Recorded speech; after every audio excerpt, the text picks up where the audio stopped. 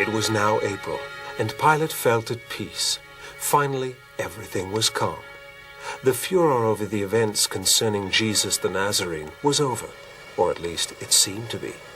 Pilate had returned to the coastal town of Caesarea without incident and was relaxing in his palace.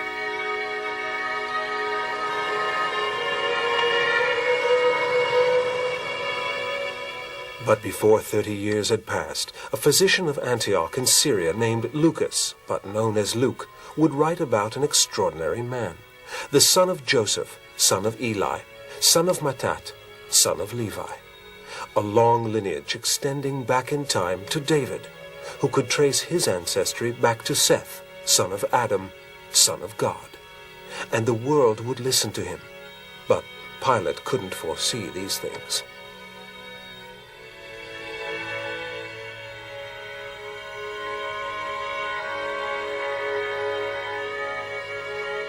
Nor could he imagine that Matthew, a former tax agent in the service of Rome, would compile a genealogy even before Luke, one that extended from Abraham to David, and then on down through the ages to that obscure preacher from Galilee, the son of a carpenter.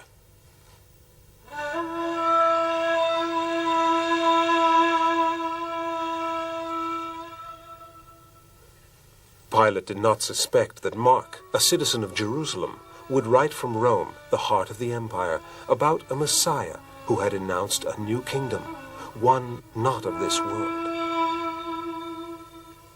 Or that John, son of Zebedee, a fisherman from Lake Galilee, would proclaim that grace and truth had come by means of this man, by means of Jesus Christ.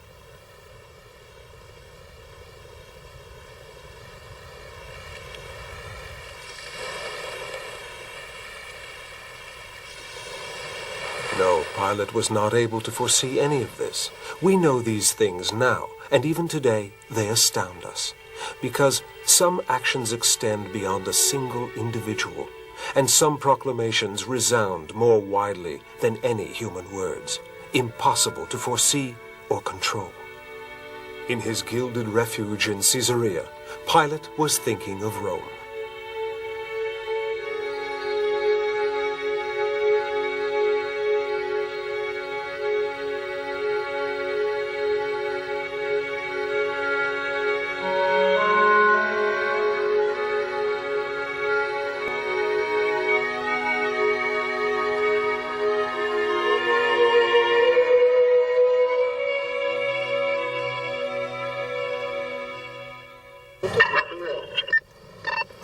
بعينك الله ساعدني شوي لانه انا مش عارف شو بدي اسوي لازم نروح على السفاره שוב, נסו לכאן במצב של הלם, אבל מבחינה פיזית לפחות, הם הצליחו ללכת בכוחות עצמם, אז אולי פשוט כדי, כי המספרים הם... The highway that connects the sea with the country's interior is wide and well designed. Traffic is heavy. From Tel Aviv to Jerusalem, the land of Jesus displays the usual signs of an industrial economy, of ever-expanding city limits. A maze of interweaving streets, Jerusalem is already living its third millennium of foundation.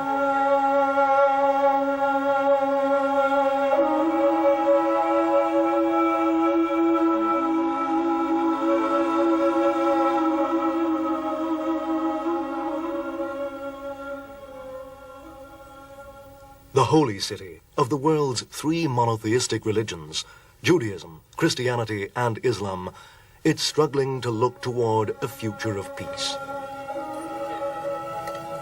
In Israeli and Palestinian government offices, as well as in the streets of the Jewish and Arab quarters, new strategies for coexistence are being studied. It's the only alternative for any person of goodwill. The ancient village that once sprawled over the surrounding hills has become the light and center of the world, as the prophet Isaiah predicted almost 3,000 years ago.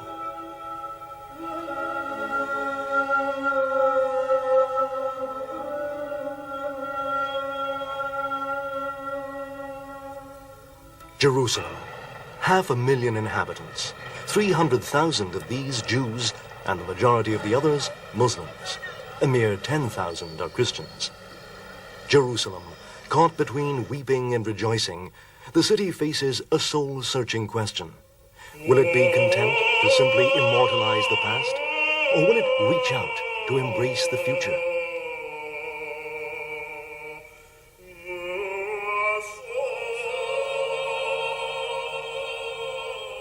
Jerusalem, a city of faith, but also a land of those who are betting on new markets, a place of the Shabbat, the Jewish Sabbath, a holy place of Allah, ranking only after Mecca and Medina in importance, a holy place also for Christians because it is witness to the life and death of Jesus.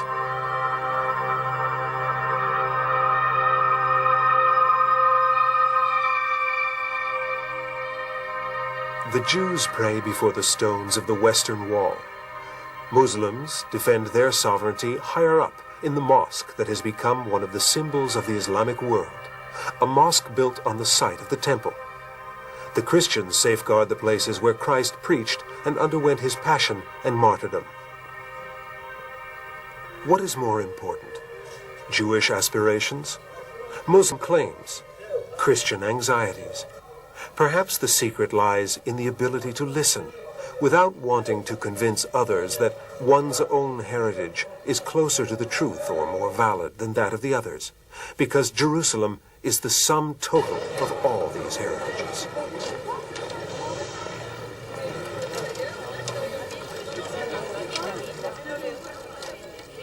This model of Jerusalem has been carefully designed down to the last detail. All tourist excursions begin here. In den Säulenhallen diese Händler gestanden haben. Ja? Guides point out the Palace of Herod, the Hill of Golgotha, the House of Caiaphas, the Temple Complex.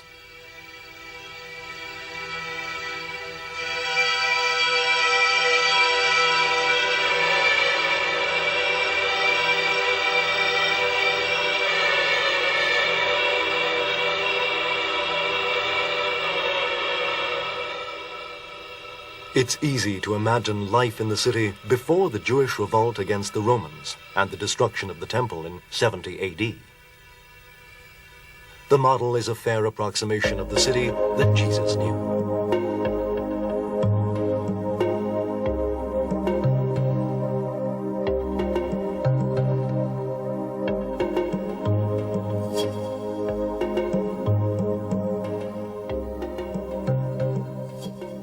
The towers of Phasaelis,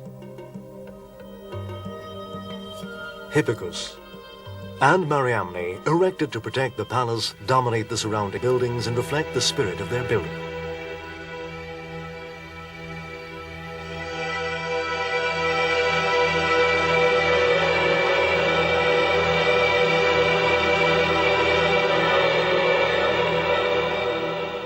He was called Herod, Herod the Great, king of Judea under the Roman occupation from 37 to 4 BC.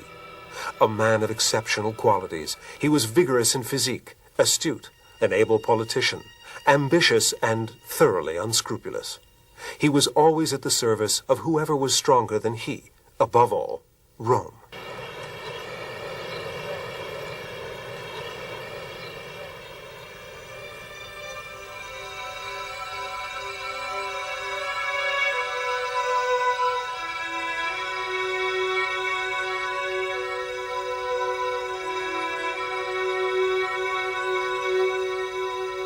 Herod transformed the city with his monumental building projects, which were meant to harmonize Jerusalem's public image with the political ideal of power to which he aspired.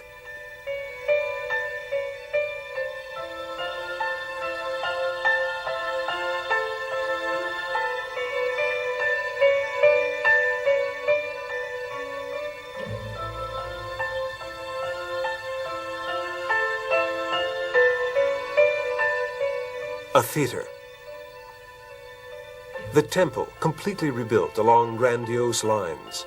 A vast open space ringed by high walls, porticos, double colonnades.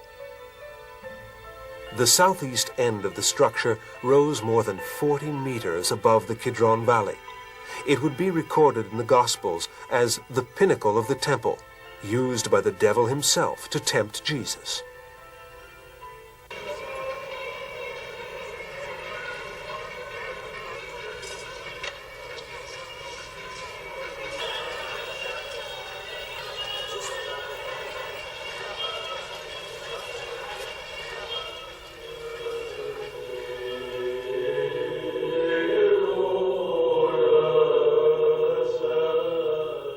Madaba, Jordan. On the floor of an early Byzantine church, a partially preserved mosaic depicts dozens of topographical locations. Important places such as Neapolis and Ascalon, and minor towns like Jericho, Beersheba, Gilgal, Shechem. Jerusalem is portrayed with particular care.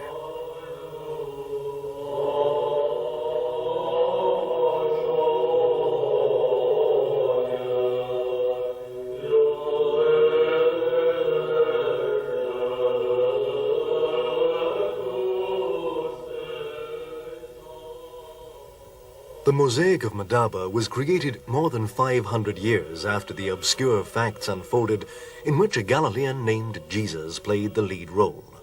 Few discernible signs remain of Herod's projects.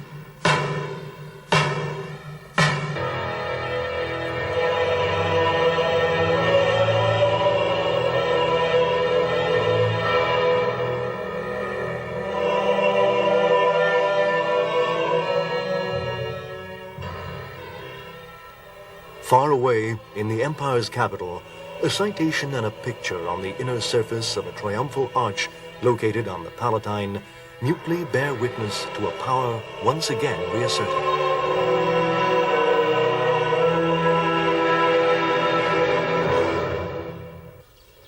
In Jerusalem, a wall, a single wall.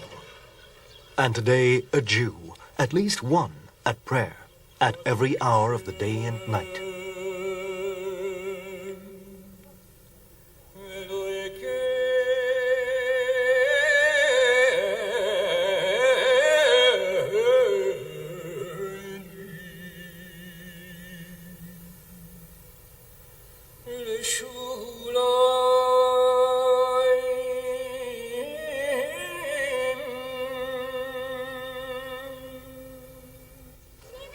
Jerusalem, a day like many others. Near the oldest synagogue, a family of believers lingers for the services. In the square fronting the synagogue, others engage in conversation as they also head for worship.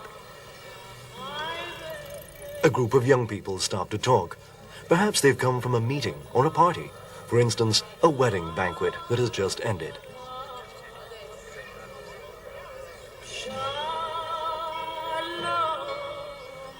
In the city of God, in the holy place par excellence, different situations seem to serenely coexist.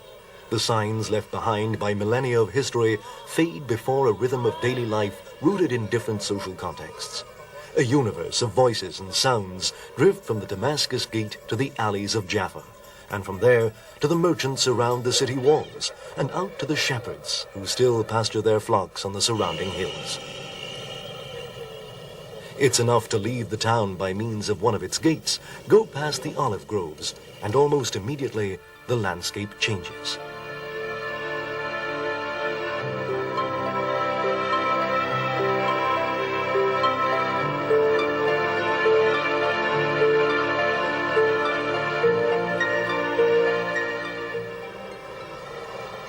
It becomes lonely, harsh. It's the mountainous region of Judea.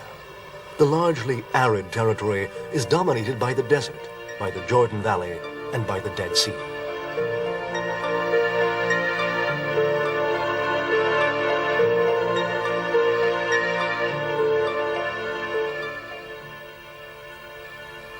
Further north lies Samaria, a region of mountains and fertile valleys, with its port of Caesarea, a commercial seaport that serves the entire region.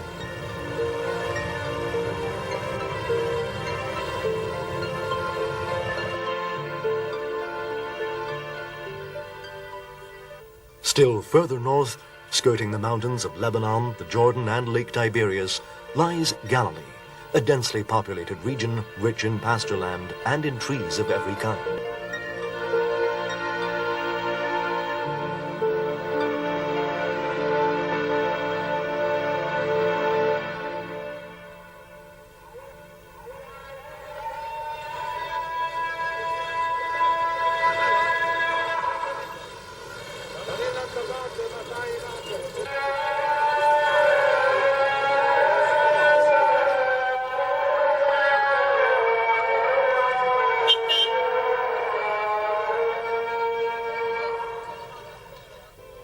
The small town of Beit Lechem, or Bethlehem as it's more commonly known, sprawls over 2 hills of the Judean mountain range. In Hebrew, the word means house of bread. In Arabic, house of meat.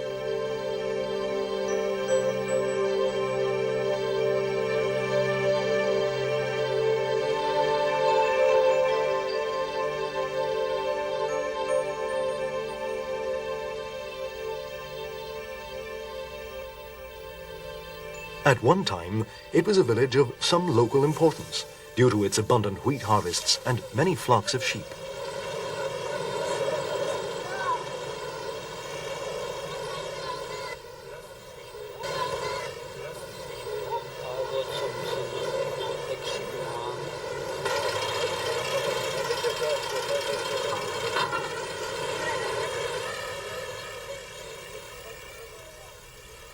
Today, it's not easy to handle the sea of visitors that pour into this town from the 4 corners of the earth. It's a bewildering sensation when one thinks of what the village was like even a few decades ago. Houses of white or rose-colored stone, the terraced slopes dotted here and there with vineyards, the smallest of all the cities of Judea, at least at the time of Herod.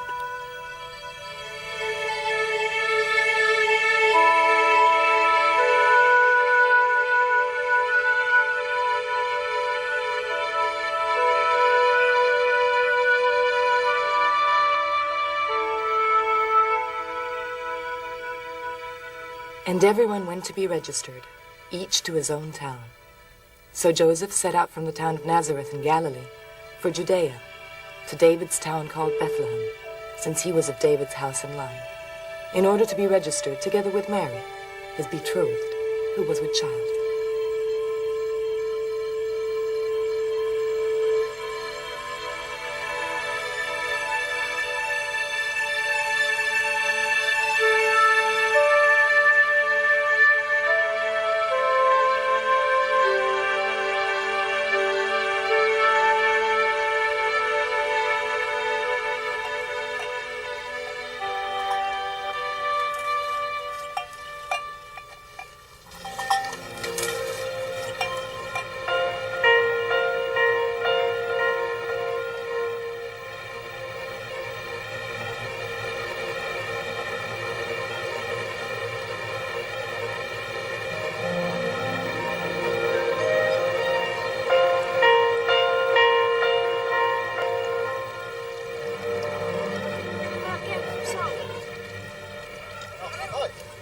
One didn't trifle with the orders of Herod and Quirinius, the governor of Syria, who had decided to take a census. The people were expected to arrive on time for this event.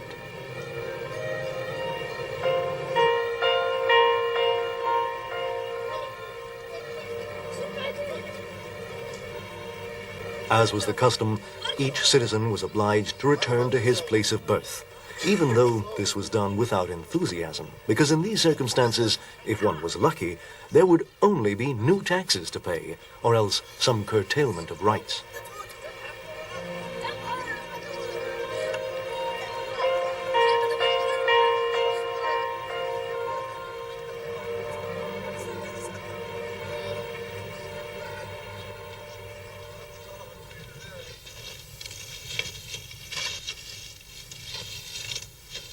Joseph and Mary set out on their journey. The road they followed was perhaps a caravan route, winding from Nazareth to Nablus, then from there to Jerusalem, and finally to Bethlehem, 9 kilometers south of the Holy City.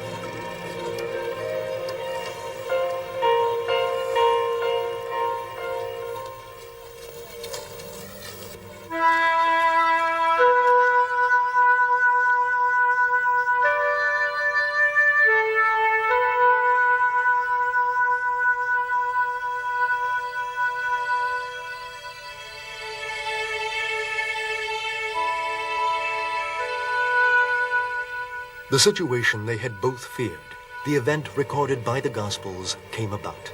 It was impossible for them to find lodgings. They were forced to take refuge for the night in an uncomfortable stable where Mary gave birth to her child.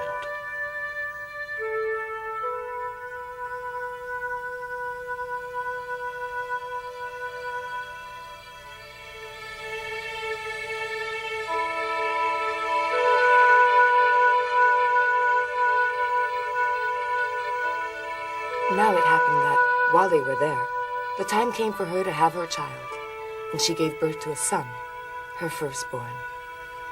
She wrapped him in swaddling clothes and laid him in a manger, because there was no room for them in the living space of the inn.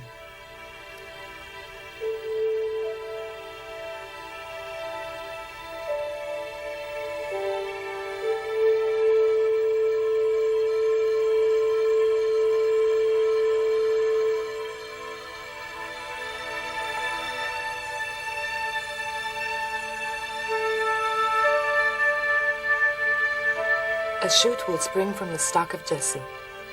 A new shoot will grow from its roots. On him will rest the Spirit of Yahweh.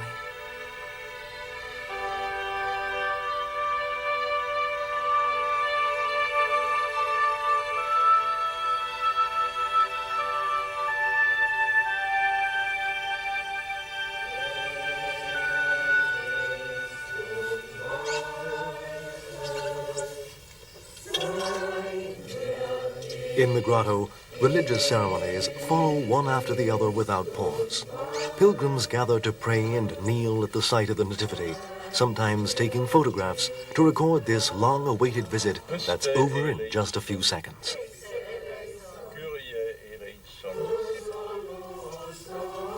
From ancient times, the most genuine prayers, those welling up straight from the heart, have mingled here with the voice of tradition. Thus, the Grotto of Bethlehem bears witness to a faith proven by an uninterrupted presence of believers living a crucial moment of their pilgrimage to the Holy Land.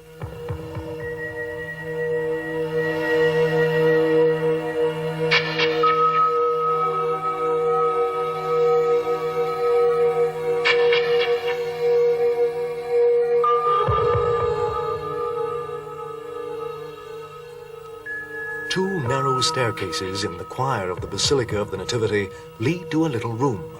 Today, almost every surface of the room is covered with marble, mosaics, paintings, and vestments. But apart from these embellishments, the room is Spartan.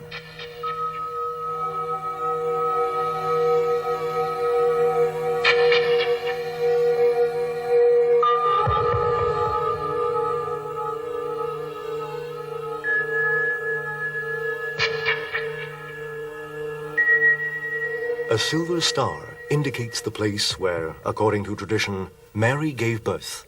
The Latin inscription is very simple. Here Jesus Christ was born of the Virgin Mary.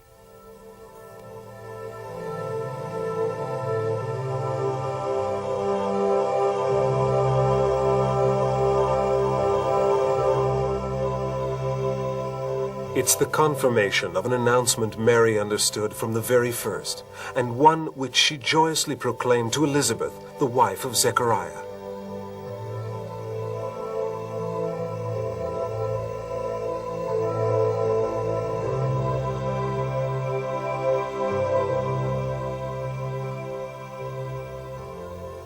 My soul glorifies the Lord, and my spirit rejoices in God my Savior, for he has been mindful of the humble state of his servant.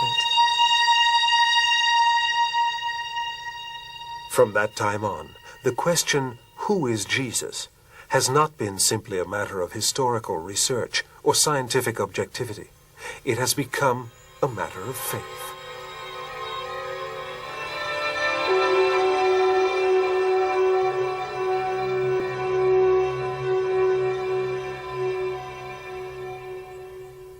Eight centuries before those days, a Judean named Micah, a native of Morsheth, a little village east of Hebron, had mysteriously prophesied, "But you, Bethlehem, Ephrathah, the least of the clans of Judah, from you will come for me a future ruler of Israel."